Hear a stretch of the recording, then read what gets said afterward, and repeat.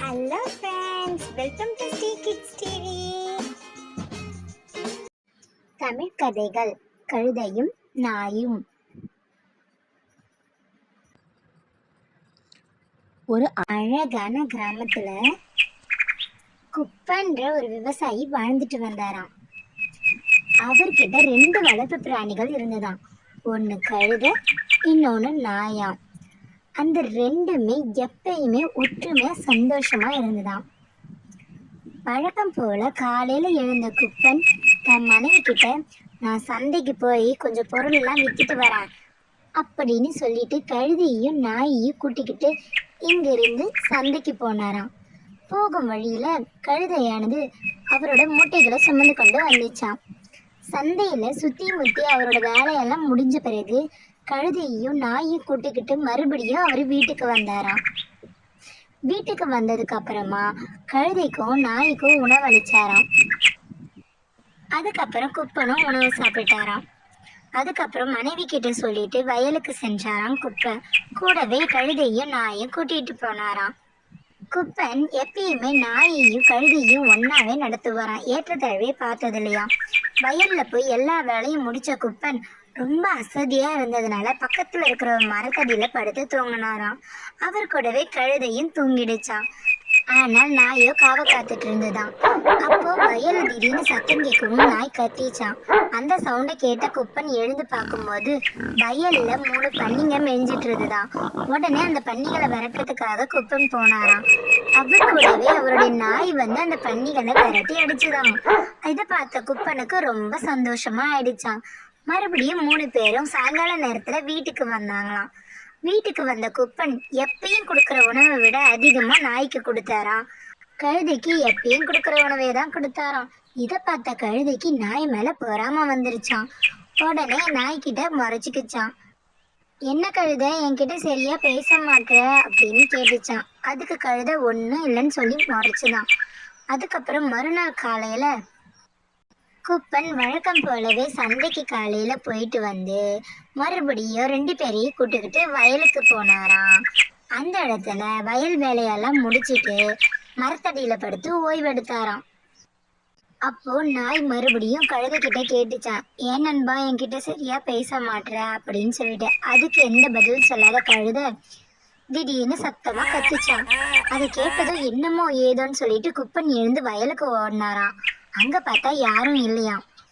இத பார்த்த நாய், ஏய் ஏன் நீ இப்படி கத்துற, இந்த மாதிரி கத்துனா முதலாளி உன்னை திட்டுவார்ல அப்படின்னு சொன்னிச்சான். அது கண்டுக்கு வேலையாம். மறுபடியும் குப்பன் வந்து படுத்து தூங்கினாராம். கொஞ்ச நேரத்துல கழுதை மறுபடியும் கத்துச்சான். அப்புறம் மறுபடியும் வயலுக்கு போய் யாரும் இல்லாதனால கோபமா வந்த குப்பன், ஏ கழுதியே உனக்கு என்ன ஆச்சு, ஏன் இப்ப கத்திட்டு இருக்க அப்படின்னு சொல்லி திட்டாராம். இதை கேட்ட கழுதை ரொம்ப சோகமா ஆயிடுச்சான். இதை பார்த்துட்டு இருந்த நாய், இதுக்குதான் நான் அப்பவே சொன்னேன்ல அப்படின்னு சொல்லிச்சான். அதுக்கப்புறம் 3 பேருமா சேர்ந்து வீட்டுக்கு போனாங்களாம்.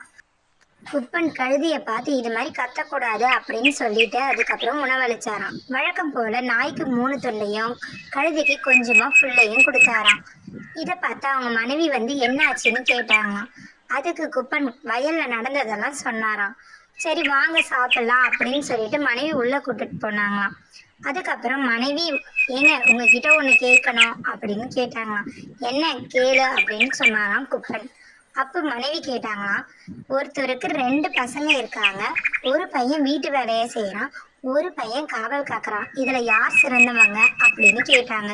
இதை கேட்ட குப்பன், இதுல எப்படி சொல்ல முடியும், 2 பேரும் தான் வேலை செய்யறாங்களே, அவங்க தகுதிக்கு ஏற்ற மாதிரி வேலையை தானே செய்யறாங்க அப்படின்னு பதில் சொன்னாராம்.